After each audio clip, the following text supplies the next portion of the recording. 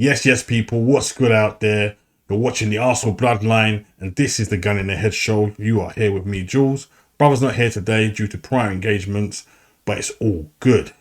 Before we get into this show, be sure to hit the like button, subscribe if you're new or you haven't already, share the video, hit the notification bell, and all that good stuff.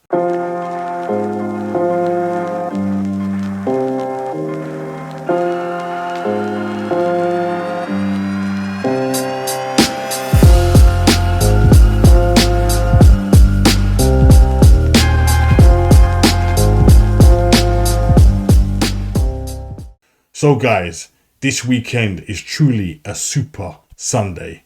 Chelsea versus Arsenal at Stamford Bridge in the late kickoff. Yeah guys, I am looking forward to this one. It's been a super gassed week, starting with the North London derby, slapping up the old enemy, and then going into the Champions League against a big rival. You know, a team that's just dusted us off many times, kicked us out of the competition, and yeah, we just went through them like it was nothing. So yeah, this one is gonna be hot to trot, indeed, definitely, 100%. Two teams going into this one with good form. Chelsea have won 5 out of the last 6 games. We've done the same, and yeah, so it's gonna be a clash of titans, just like the old days, I guess. Chelsea have been unpredictable this season. Got a young team, so consistency's not been there for them. But I'm sure they're going to make this a very interesting game indeed. They've got players in form. We've got players in form. We're going to see the midfield battle. You know, Caicedo's been aired as a rival to Declan Rice. However, Declan Rice no longer plays in that number 6 position now, as we have Zubamendi. The ghost, Zubamendi. Yeah, Declan Rice is now a box-to-box player. You know, drives with the ball, can score goals, fantastic delivery. So it's going to be a different kind of battle, but let's see how that goes. So going into this one, I'm feeling very confident that the boys have performed heroically and beautifully over the last few weeks, and we're just steadily building to something really big now. And yeah, it's looking good. We've got players coming back from injury. You know, people on the bench. Ødegaard was on the bench the other night. Martinelli's been back. Madueke's back. And who knows, maybe Gyökeres or Jesus may be back on the bench for this one.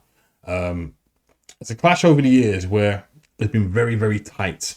A couple of goals in it, a couple of draws here and there. I think at the Emirates, we seem to fare better against them.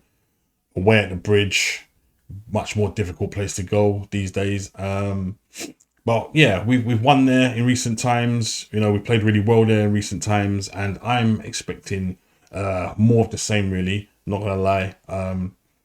Although Chelsea have said, or you know, they've tried to play it down like they're not in a title race. If you're sitting second in the league, you're in a title race. There's no getting out of it. There's none of this, well, you know, these excuses that, you know, these manufactured excuses that they have ready. You are playing well, you're winning games, and you're second in the league, in the top 4. You're in the title race. It's as simple as that. You know, you're not in a title race unless you're massively behind and all that type of stuff. You know, and they're there. And if they win the game, they'll only be 3 points behind us. If we win the game, we go 9 points clear, and that's the objective. If we draw the game, I won't be too mad. You know, as long as we put in a performance, play well, I won't be too mad at it. But I am confident that we can go there and get a win. Like I said, man, we've got a lot of players in form now and a lot of players back. So I'm expecting a big performance again from the big players. Eza is coming to his own recently. Yes, Martin Ødegaard's back, but Ødegaard's going to have to wait his turn, I'm afraid. The back 4 is just, yeah, in sync to perfection. No matter who's in there at the back, they seem to come in, do a job, whether Gabriel's missing, whether Saliba's missing, Mosquera steps in, Ngapié steps in, and yeah, they just look the part. Unfortunately, Trossard might have to miss this one out. It's a team that he's done well against in the past, so that's unfortunate not to have his services. But like I said, Gabriel's back, and he was back with a goal. That's 4 goals for him in 4 Champions League games. Brilliant. Can't ask more of the man. I do feel though his preferred position, or a position that suits him best, would be the number 9, or even in the false 9, as a false 9, because his movement and the runs he makes off the ball, you see it all the time. I've been banging on and on about Martinelli playing through the middle, because he makes those runs. He's got the pace and he can finish. That's the main thing. He can finish. That's his attribute. Without having to think about it, he just does it. And more often than not, he scores goals. We've got Saka in good form as well, but also Madueke looks very sharp. Scored his first goal as well midweek. Can't ask much more of the guys, man. They're doing their jobs. Everyone is playing their role. Everyone's playing a part. You know. Yeah. So I expect the lineup to be pretty much the same as it was against Bayern Munich, Tottenham. Really, Timber to be at right back. It'll be probably, I don't know. The only thing is, will it be Hincapié or Mosquera? I think Hincapié will come back into the team, partner up Saliba, Calafiori back into the team. Miles, like I said in the match preview, didn't have his best game against Bayern Munich. Didn't look right. Didn't look like the same Miles we saw last season. And it's a bit worrying for me that he just can't seem to find himself. I mean, he needs to be able to find himself. And same with Wanyeri. When they come on, you've got to look lively. You've got to look sharp. So Calafiori will be back in that left back role. Zubimendi and Rice, obviously, the partnership they've got is superb.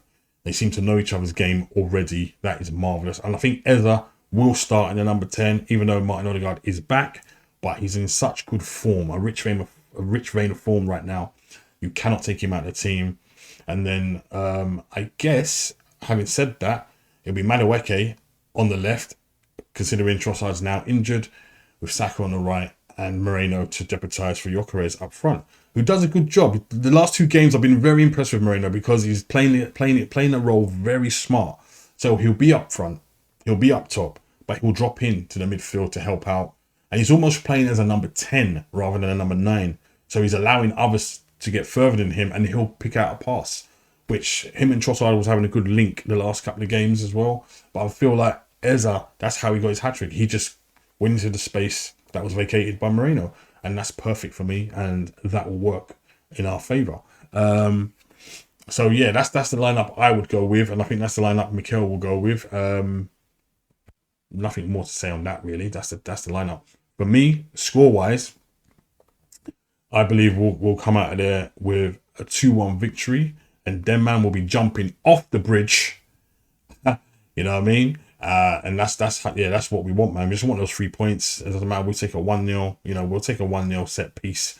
No, you know, we're not bothered about how we win the game, as long as we play well, perform, create some chances. You know, but I believe, yeah, we've got more than enough in the tank and more than enough in the bag to get the job done.